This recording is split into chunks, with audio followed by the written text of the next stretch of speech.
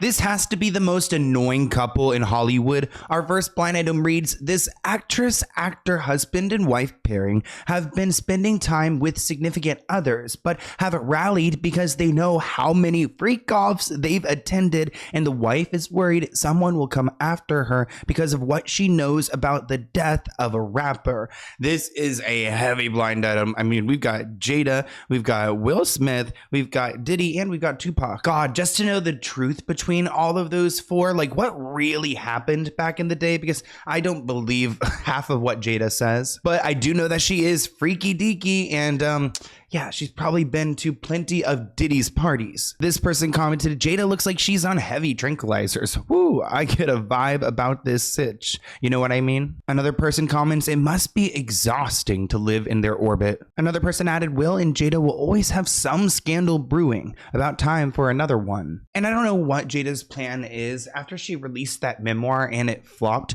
nobody really paid attention to her. Now she's constantly talking about Tupac, and maybe this is her plan to try to switch the narrative away from her and Diddy. He proposed to you while he was in jail. I talk about this in the book when I go to see him in Rikers, when I wrote about that in the book, and when I had to talk about it, speak my words for the audible version of the book. That was probably one of the more painful parts, seeing him there, the condition that he was in, and having to leave him there. And I mean, I don't doubt that was hard for Jada, especially because I'm not doubting that she was obsessed with him. He was in bad shape. This headline reads, Will Smith and Jada Pinkett cozy up on rare date night in the first joint sighting in 6 months since their split up drama. I mean, they both like to say that they're together and then unclaim each other. So I do think that this is maybe some type of tactic to steer some story away from maybe a bigger headline. They were seen with their arms wrapped around each other at a restaurant 13 months after revealing that they had decided to secretly separate back in 2016. They seem like the kind of couple that are like so toxic for each other, but once they have like 6 months apart, they think they can have fun together for a day or two, and then after that it's just back to chaos. The pair were seen enthusiastically greeting life coach and former monk Jay Shetty, who's 37 years old, at dinner. I just had to include that one line because who the hell, Jay Shetty, what? Life coach and former monk. Ooh, like in any other like context, I'd be like, oh my gosh, like cute. But in this world, I'm like, that screams celebrity handler. Like, who are you? Why are they so excited to be greeting this former monk man? I mean, again, I don't know who he is. We'll put a picture up on the screen, but that name caught my eye. I mean, that title caught my eye. The last name's Shetty, which sounds close to shitty. Oh, Jada. Oh, wow. Oh, it looks like she's not doing too well. Poor Jada. I hope she's okay. No wonder he's like holding her because she's not. Oh, poor Jada. Guys, I haven't seen her in a while. While appearing on the Today Show in October 2023, Jada told Hoda that they made the decision to separate 7 years earlier after feeling exhausted with trying to work on their marriage. Quote, I think we're both still stuck in our fantasy of what we thought the other person should be. Oh, poor Liam Payne. I'm still not over his death. I actually have been listening to some of his old music, and, you know, it's different now, which is so unfortunate. But an escort of the foreign-born former boy bander gave a present that police are looking for to her boyfriend/pimp, which is about Liam Payne's Rolex. This person commented, this is going to sound naive, but how does someone go into another country so quickly, locate a mass quantity supplier of drugs? Is it due to him being famous and he has people to find it for him? This person wrote, it's my understanding that people who worked at some of these hotels have connections for their VIP guests. Liam has struggled with addiction before, and they say that some of these hotel workers helped Liam get some of these drugs he was on. This commentator suspected that he may have been using ketamine. This person writes, so the ketamine explains the fall. Combined with the other two, depth and perception and distance measurement are off. Crack and cocaine explained the erratic behavior. The ecstasy would make his eyes roll, and the meth, that would get him amped to do whatever fast. New revelations have emerged in the investigation into Liam Payne's tragic death, as one of the suspects linked to the case has broken his silence for the first time. La realidad es que no le suministré drogas. Con ella nos conocimos, él me contactó en lo que es mi trabajo. Ahí nos pasamos lo que es el contacto y nos vimos. Brian says they took drugs together, but insists he never provided or sold any narcotics. So Liam Payne does have a $30,000, or at least pound, comment below. What is a pound to a dollar? I'm sure it's just an easy Google search. But his Rolex watch is missing nearly a month after his death as police launch a hunt for this watch because these kind of things are expensive. I'm sure they have little serial codes. They can figure out where it is. The designer watch was not discovered during the raids last week on the homes of 3 men made suspects in an ongoing criminal investigation. It looks like they also searched the home of 2 female escorts that Liam spent his last 2 hours with before his balcony plunge. These ladies claim they don't have the watches. The friends do not have the watches. Like, if there's some random guy walking around in Argentina with a big $30,000 Rolex on, I guess that would give it away. But it kind of seems like there is some foul play when there's missing things. You know what I mean? Like, did he really just like want to jump off and harm himself? I mean, it was someone there and saw it happen, so they thought it'd be the perfect time to grab the watch. Was he wearing the watch? Oh, hell no. Liam is said to have been seen wearing the watch in CCTV images and other photos incorporated into the prosecution case files shortly before he died. So if he was in a hotel lobby causing a scene with his watch on, what in the world, if he ended up jumping off on his own, like because he wanted to, not because he wanted to, but you know what I'm trying to say, like no one pushed him off, then like, why would he take off the watch that he just had on downstairs? His mind would be so gone. It wouldn't be like, oh my gosh, like before I go jump off this balcony, let me just go make sure like, the ice maker's turned off. Like I just gotta go, let me just make sure I take this one bracelet off. No, that's not gonna happen. So then who is the bad actor here? Even if it's like, it ends up being like a hotel keeper who came in and took it afterwards. Like, okay, that's still messed up, but like, there could be a line to something more sinister if we know who stole the watch. If you're in Argentina, shout out to the Argentinians out there. But keep an eye out for that watch. Liam was reportedly wearing the watch at least 2 to 3 hours before he plunged from the 3rd floor of his hotel balcony, Argentinian daily La Nación reports. But when his body was inspected by cops, Liam was no longer wearing the Rolex. Police sources told the paper, "We know from the images that were analysed that Payne was wearing a Rolex on the day of his death. He was wearing it in one hand at least 2 to 3 hours before he jumped into the void. We looked for him in the room at the Casa Sur Hotel, where he was staying, and we couldn't find him." Cops did not subsequently discover the watch during the raids on the 9 homes with those under investigation for his death. A source said, "The watch was searched for at the homes of the people accused of the crimes of abandonment of a person and supply facilitation of narcotics at the homes of the 2 women who were with Payne in the hotel room the afternoon of his death. Now they will turn their attention back to the hotel room Liam was in just before he died as cops conduct a second inspection. 3 people have been charged in connection with Liam's death, including a hotel worker and a suspected drug dealer." Argentinian prosecutors have confirmed they've arrested 3 people in connection to his death, one being an unnamed friend of Liam, which kind of sounds like Roger. If you haven't seen my deep dive on him, definitely go and check that out. It's his sketchy handler friend who happens to be super rich and probably could pay off anyone he wanted to. I'm going to say allegedly because I'm kind of scared of him. The individual in question has also been charged with being complicit in the supply of drugs. Both crimes are punishable by a prison sentence of up to 15 years. Roger put out a statement denying everything. "I've never abandoned Liam," he says. "I went to his hotel 3 times that day and left 40 minutes before this happened." Well, why the hell were you at his hotel 3 times a day? Like, red flag. I've been posting TikToks and Instagrams. If you guys are not following me at Sloan Hooks, definitely go and check it out. Here's a short snippet of one of them I've posted just to give you guys a little bit more context. Roger was one of the last people to be with Liam before he passed away. Now, Roger comes from a lot of money. At 23 years old, he started his own energy firm and then he sold it. So he's worth a bunch. Roger actually met Liam a few years ago at an entertainment event and they kicked it off. I mean, really kicked it off. At one point, there were reports that these 2 may be dating, but Liam clarified that they are not gay. Kate Cassidy, Liam Payne's ex-girlfriend, said she wasn't a fan of Roger, saying that he had a ubiquitous presence, essentially that he was everywhere all the time for whatever reason. Sounds like a handler to me. Ooh, we love a self-promotion king, huh, guys? That was a tough one. I'm sorry. I apologize to all you guys in the back. I'm really sorry.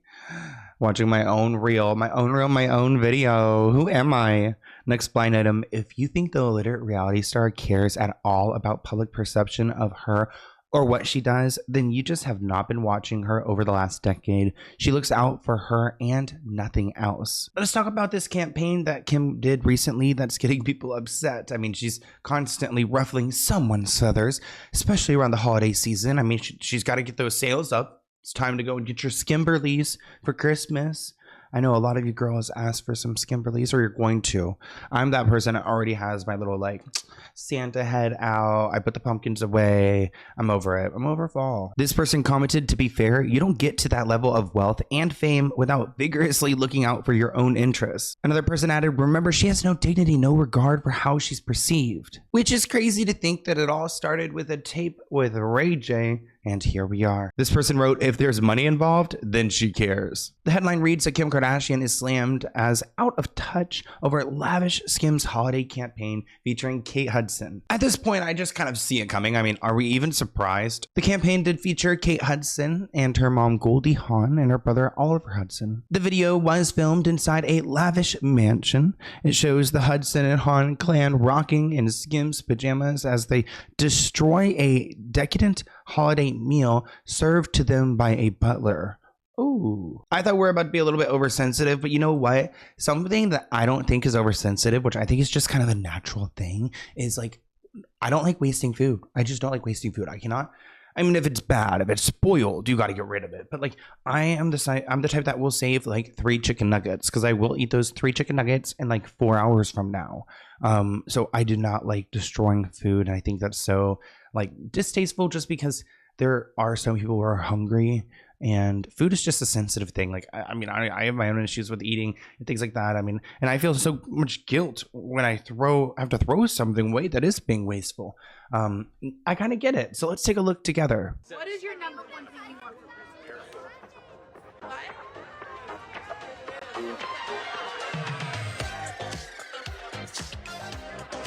Okay, it's like armless now. They're just hanging out, all celebrities. Okay, here comes the food fighting. Ew, which also, I hate food fighting. There was once when I was in like middle school or oh my gosh, not them playing with the lobster. Okay. I mean, it wasn't like a full-blown food fight, okay? It wasn't like we were wasting Thanksgiving dinner, but it wasn't cute. No, and I hate the saying, everybody's wearing Skims. That's one thing I don't own is Skims. I think because every time I look at it, like the underwear just doesn't like impress me. I'm a Calvin Klein type of guy. One person wrote, this is incredibly insensitive considering the election. Another person added, girl, please, completely out of touch. Another person asked Kim to read the room. Another person writes that this is cringe, it's disturbing, this looks and feels so contrived. I would say it was interesting timing just because I think it happened like literally the day of the election, and it just kind of like highlighted how they never spoke or took a stance really as a family. Which is interesting, we're in this place where celebrities do give their political standing, and it's like presented in a way that it will push voters. I don't know if it actually does move voters, but at least they do have a platform. You can't deny that. Now, this is interesting. This former child, tween, teen, adult actress, mouthful, pays the bills for one of the largest satanic churches in the U.S., Miss Vanessa Hudgens. Quote, doing little spells. Vanessa Hudgens embraces witchcraft. Film reveals journey into supernatural realm. Ugh, it took me like 3 different times to say that headline. I hate repeating headlines too, guys. You don't even know what happens behind the scenes. I'm over here like, blah, blah, blah, blah. Gosh, who wrote that? Anyways, did Vanessa sell her soul or not? It looks like she's on a spiritual witchcraft journey. Which, any witches in the comments below? If you are there of the underworld or the spells, comment below. Are you a white witch or a black witch, or not like a white witch? White witch is for like a white magic. I think black, or is it dark witch? Ooh, I don't know. Why is it gotta be black? I don't know. I'm not trying to say not if you're a white or a black person. I'm trying to say white witch, black witch, whatever witch you are. Just ocean witch. Can you be a mermaid witch? I love that. I think that's Ursula, right? I can't believe it. The High School Musical star. I can't believe we're starting with that High School Musical and we're talking about Satanism. Well, she's teaming up with Boom Murray Productions for a project titled Dead Hot, Season of the Witch, a 90-minute voyage into the supposed supernatural. The movie, which is in post-production, will document the duo's journey to Salem, Massachusetts, where they learn about witchcraft and try to track down ghosts. The president of the production company says that this is more than just ghost hunting, that they actually go into the spiritual realm and really connect with the witches on another level. It's like, oh damn, it went from like a ghost hunting like production to like oh, we're going to watch Vanessa Hudgens just convert into a Satanist. Not really, but, into a witch maybe. On the Kelly Clarkson show, Vanessa shared that she does have a gift and can see and hear spiritual things, which sounds so scary in my opinion. Like, I already hear too much with my dryer and my washer going. Like, I hear people outside. I hear freaking helicopters going out outside. You should have seen me running over. I run with my camera. I am such a Karen in training, but I don't want to be a Karen around other people. In my own home, I'm like, oh, I hear something outside. Or like if I feel like, there's something, I just cameras everywhere. I'm just that type of person. But here's Vanessa sharing a little bit about herself. I recommend to follow your intuition. Ask yourself what it is specifically that you want to know and seek out books on that. That it is worshiping the devil. I feel like that's what it's always in movies and stuff. No. I feel like no. It's always like, it's movies. You gotta amp things up a little bit. I love practical magic, but I mean, we're not raising people from the dead here. To lift each other up, to allow each other a safe space to explore and to step into your own power. In an interview, Vanessa shared that she was sitting at a tombstone in a graveyard with her best friend, and we found this one tombstone of spirit that we were told was very playful. So she turned on this device that she's using for her paranormal journey and said, "Hi, Sam, I'm Vanessa." She said you're able to quickly read the frequencies and communicate with the spirit. So I'm getting out of here for this one. This is out my alley. Let's do a quick prayer real quick, whatever you believe in, just to clear the vibes before we get into our next item. On a lighthearted note, we've got something about Barry Keoghan and Sabrina Carpenter. The foreign-born A-list actor sure is committed to the fake relationship with the coffee singer. I actually love how she's known as the coffee singer. Now, I can't tell what is a real relationship and what's not a real relationship. I mean, Sabrina seems to be working all the time, so I don't even know when these two, can hang out with each other. This headline reads, Barry Keoghan makes rare remarks about incredible girlfriend Sabrina Carpenter. He was on a podcast where he spoke about his girlfriend, and I have to say, Sabrina Carpenter is such a flex. She's killing it right now. Her and Tate McRae, chef's kiss. Just beautiful women, just doing their thing, singing their music, killing it, confident. He went on to praise her, who's currently on a sold-out tour, for her incredible talent, and that he feels blessed to be dating her. You're 31, 32? 31. Are we talking about Sabrina or not? Are you in a relationship with Sabrina Carpenter? Oh, I knew you'd do this. You don't have to. That's why I asked permission first. Listen, all I'm gonna say is, yeah, I'm incredibly blessed. Such a strong, independent lady who's massively talented and, yeah, very special. Louis, you got me. You're not a vampire. I didn't. I mean, because you're. I wasn't. Please. To my shame, I only knew her as a name, embarrassingly recently, a couple of months ago. My kids were like, great video, great music, great. But I'd heard the songs without knowing who they were by. She's from Pennsylvania. There's something so cringe to me when I see celebrities try to deny that they're dating. I mean, they are clearly dating, reportedly dating, and I don't know why he just doesn't say, yeah, we're dating, we have a private life, we're just keeping it on the down low. Thank you for asking. Let's move on. It's way less embarrassing or icky than running it on and trying to act like are they embarrassed? They're clearly not. They just think just keep people wondering. Just last month, Sabrina was interviewed about casting her real life boyfriend in her music video for Please, Please, Please. This was such an interesting interview from Sabrina. It was on CBS Sunday Morning, and it was very adult oriented. Not, oh my gosh, not adult oriented. Not PORN. I'm saying it was for the 40, 50-year-olds who have kids that want to go see Sabrina Carpenter, and the parents are I don't know who this Sabrina Carpenter is. And then they look on the morning news and they see this 7-minute interview explaining who she is. They see she's a good girl and great, and they're like, oh, you know what? I like that Sabrina Carpenter. I'll take you to her show. So that's what this was intended to do, which I think is excellent PR work. I mean, think about so many young fans that she has. She really became a household name so quickly, despite being in the industry for a long time. Everyone knows the Taylor Swift, but not everyone knows the Sabrina Carpenter. I can't say my 50, 60-year-old family members know who Sabrina is, but they probably know the songs. And then seeing that little Good Morning America special just made her seem oh so darling. Of course I'll take you to go and see her show, which I mean, I'm not against. I actually really like her music. I understand we need to keep her personal life personal, yeah. But then why put Barry in the Please, Please, Please video? I am genuinely, and not even biased opinion, I was like, who's the greatest actor that I can find for this music video? And he was next to me in a chair, and he was so excited about it, and he liked the song, which is great.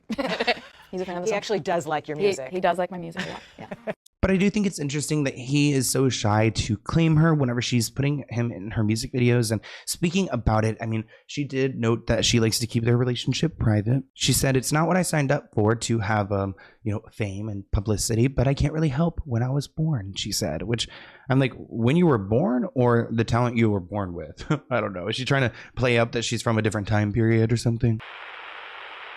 Our next blind item reads, the foreign-born illiterate actor is more upset over a harmless comment than his wife being dragged by the media and the whole internet. The actor made sure to have his team have sources complain about the comment to media. His ego can't take a joke, so he's furious, which is about Ryan Reynolds and Blake Lively. One thing I love about Martha Stewart is that she will tell it how it is and she could care less. This comment reads, I totally agree with Martha that Ryan's only funny when his face is covered up. Even from first impression, you could tell if a person's got a sense of humor, but in his case, he doesn't. He's a bullying jerk because all of his jokes are usually at the expense of others. Another person writes, I know Ryan Reynolds is a whiny beta, but Martha Stewart seems a bit unhinged as well in this scenario. She's really feeling herself these days. Let's talk about it. Martha Stewart saying that Ryan Reynolds is not funny in real life. Ryan Reynolds has taken to social media to react to Martha Stewart claiming he's not funny in real life. The star responded to her surprising comments on Twitter. I disagree with her, but I tried that once. The woman is unexpectedly spry. She really closed the gap after a mile or so. During this week, on an appearance of Built Rewards, which is a rent-free game show, Martha Stewart told Built CEO and founder Anchor Jane that Ryan Reynolds is very serious. Her remarks came after she was asked which celebrities she thought that Built members named as the most fun to hang out with. Essentially, she was like, hey, I've been around Ryan Reynolds. He's so serious. He's stuck up. Not really cool. Not my type. Just giving her opinion, but he cannot handle it. Martha said he's probably on the list of like coolest people to hang out with because he covers himself up in his movies and you don't see his face. And you want to know something? He's not so funny in real life.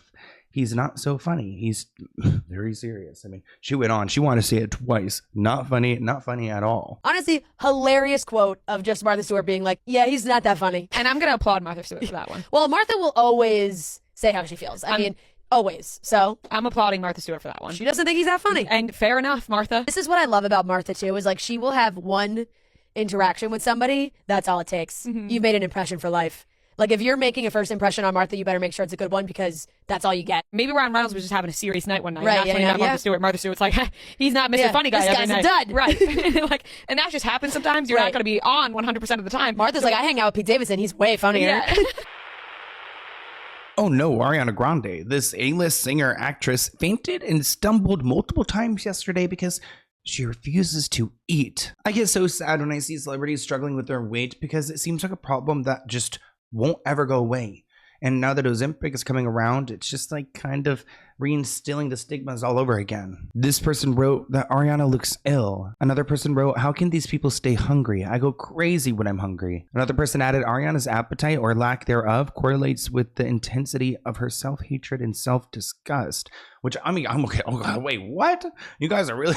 Not me choking on my words. Playback. What was that? I was like, don't even.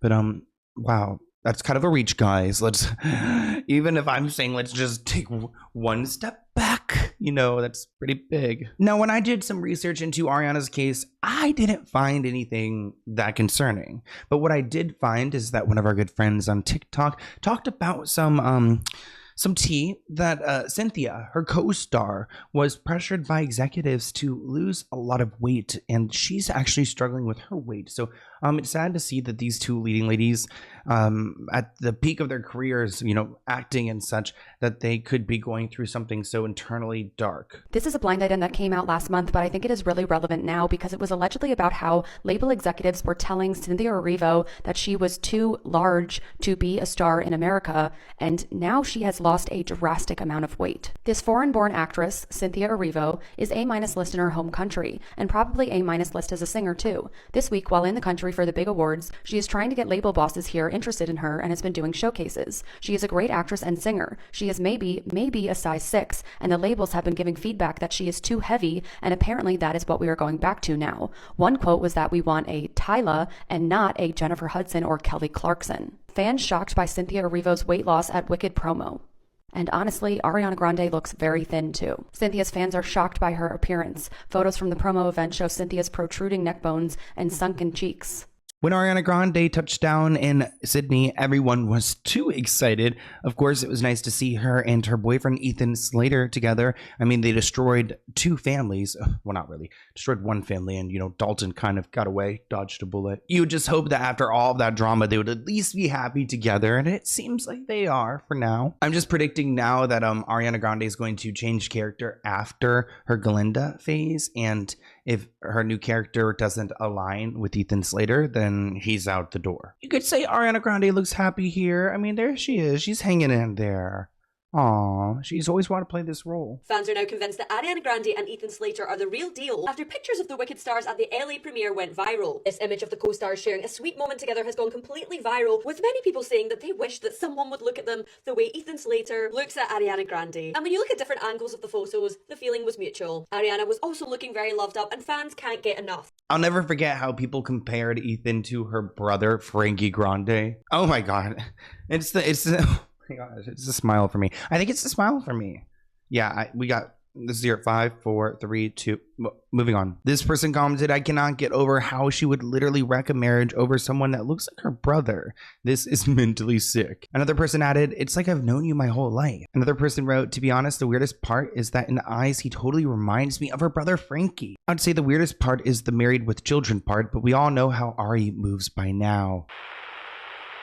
You guys need to relax with the Ariana Grande hate, okay? Let's, be nice. This next blind item goes deep. It reads, I am a huge supporter of the podcaster / poultry lover, but the numbers she says she was offered to stay quiet seem super high. It is nearly what the producer / wannabe rapper paid out to the victim who brought him down, and that was multiple times worse. This is about Brianna Chickenfry, Zach Bryan, who is her ex-boyfriend and country singer. Diddy and Cassie are mentioned. This comment reads, Brianna Chickenfry, if you hear the actual breakdown of the offer, it makes sense. She would have gotten the money over a period of time. She wouldn't have actually ended up getting that much. Now, they're referring to the fact that Brianna Chickenfry was allegedly offered $12 million from Zach Bryan for her silence. I guess whatever the hell she went through during that relationship is worth $12 million, but I mean, over time, it doesn't add up to be that much. Oh my gosh, not me sitting here like $12 million does not add up to that much. I mean, that's a sickly amount of money, but I just wonder what she went through. This headline reads that Brianna Chickenfry reveals Zach Bryan text with $12 million Dave Portnoy extortion accusation. Now that was a mouthful. The BFFs podcast versus Zach Bryan was not something I saw coming. If you haven't been following the drama, Dave Portnoy, who owns Barstool Sports, dropped a scathing diss track about Zach Bryan with Josh Richards. They released a tell-all episode on their BFFs podcast on Friday because Brianna's been away from the show as she was blindsided from their breakup. She also revealed an alleged text message from Zach Bryan to Brianna, which accused Dave Portnoy of trying to extort him. Brianna was offered basically a payout to sign an NDA to not talk about the breakup, things that happened, and it's a ton. $12 million is what it ended up being. And I was going back and forth with her a lot. Me and Dave even texted and it was like, we can't tell Brie not to. Turning down $12 million is it's crazy. I sat on the back porch of the Duxbury house that he bought for us to live in next to my family and like have a family in. And I sat on that back porch with my aunt and we looked out at the water and we looked at this fucking $10 million house. And I'm like, for what? I'm going to get all these millions and just to have a backyard to sit in and thank Zach for? Like, it was never about the money. I was with the dude because I loved the dude. Like, everything glamorous, rich, or fucking cool about him was the shit that I hated about him, or I hated being with him for. This was the same episode that she revealed that she turned down an NDA deal with Zach Bryan to keep their relationship a secret. Dave Portnoy is not one to hold back, and he actually released the message on his social media, so you guys can see right here that, yeah, they are fighting it out. I've been hearing stories that Zach Bryan, was forced to go to his ex-wife's relative's funeral, her mother's funeral, her father's funeral, because Brianna was a good person and said, Zach, you need to be there for your ex-wife. He did not want to do that, yet he ended up writing a song completely inspired by it. It's the weird juxtaposition of him presenting himself as a good guy, but Brianna showing us, I guess over time, that he's really not. Now, this is interesting. The significant other, Rich Paul, of a foreign-born singer, Adele, has been hooking up with Kim Kardashian. Anything to make the deal happen. Well, what deal? These comments read, Adele's boyfriend, Rich Paul, he's a sports agent, so making a deal would be right up his alley. Another person wrote, gross, why would anyone want to go to such a high traffic location? Kim's JJ has seen more landings than LAX. Another person writes, Rich Paul, Adele, and Kim Kardashian selling LeBrons to KK producers. And that seems to be the case. I mean, Kim Kardashian is working out a deal, and there could be a world where maybe this, quote, single mom, like she likes to say, needs to get something somewhere, somehow. But Adele is not the type to put up with this type of behavior. I will tell you that. Here's a little bit of Rich Paul. I mean, I know you guys know who Adele is, but here he is speaking about their relationship together. So you guys can get an idea of who we're working with. Let me say this. We are, she's been great. I think she would agree that we've definitely helped each other. Yeah. I'm in a good space. We're in a good space, happy.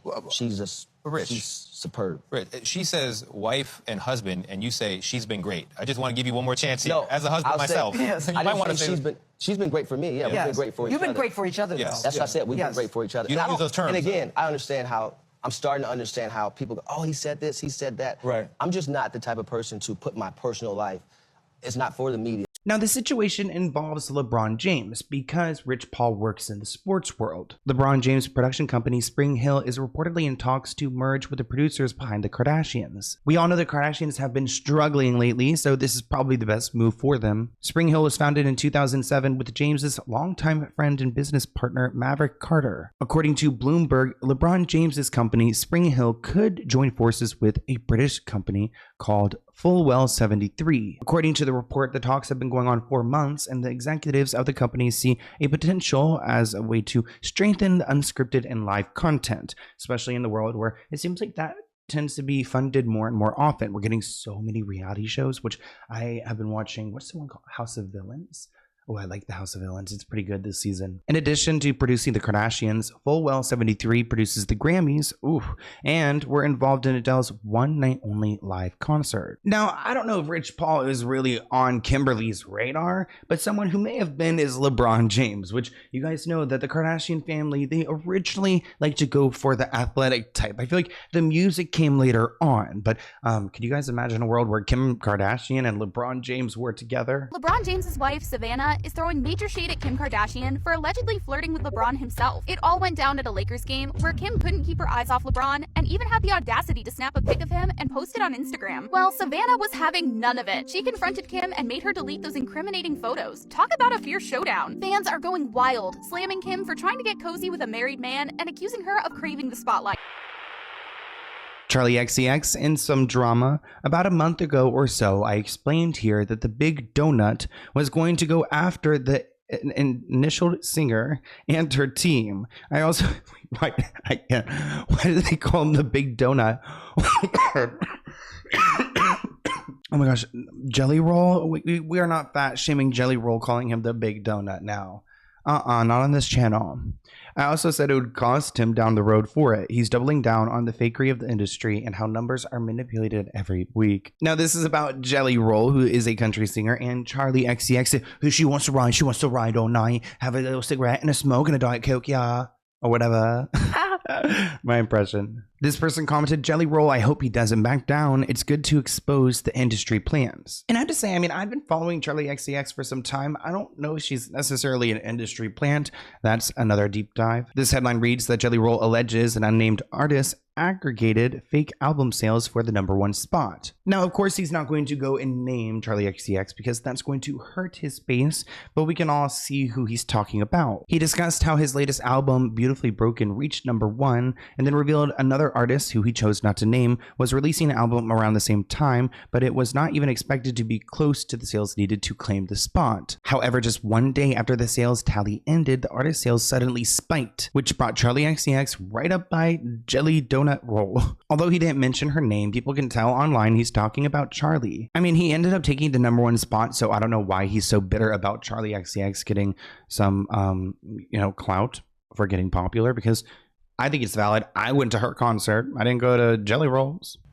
My manager just sits me down. He goes, look, man, I didn't want you to ever get in a situation where you was aware of what happens when you start getting in these conversations for #1 albums, because it's just real dirty business. Like just old school, like dirty business. And there was an artist that looked like Hits Double Daily projected they wasn't even going to be within 50, 60,000 albums of me and Rod Wave. And then Thursday night before the Friday count ends, 40,000 albums. Third-party aggregated site, that fast. Oh, okay. And you're looking and you're just like, yo, that's slimy. Slimy. Yeah. I used a great term, right? I'm like, that's slimy. Now, Luminate, who is in charge of counting record sales, rejected these sales, which is how I ended up with the #1 album. Got it. Okay, so that's the truth. This is your blind item breakdown for the week. I hope you guys enjoyed this episode. If you have not rated us on Spotify, please go check it out, and on Apple Podcasts. On Spotify, you can even watch the series a day early. So if you're on there listening to your daily podcast, just go ahead and check it out. I'm going to try to have it up on Wednesdays, so you guys can go and enjoy it there, and it means so much to me. I love you guys, and I'll see you in next week's episode, and I'll see you in our daily main channel videos. Make sure you guys are watching those too, and the Sloan Show. I really feel like you guys eat up the Sloan Show, like that one, because they're different. I'm gonna be filming that soon, and this week's is good, so keep an eye out for it. But until next time, I'll see you in a new one soon. Bye, guys.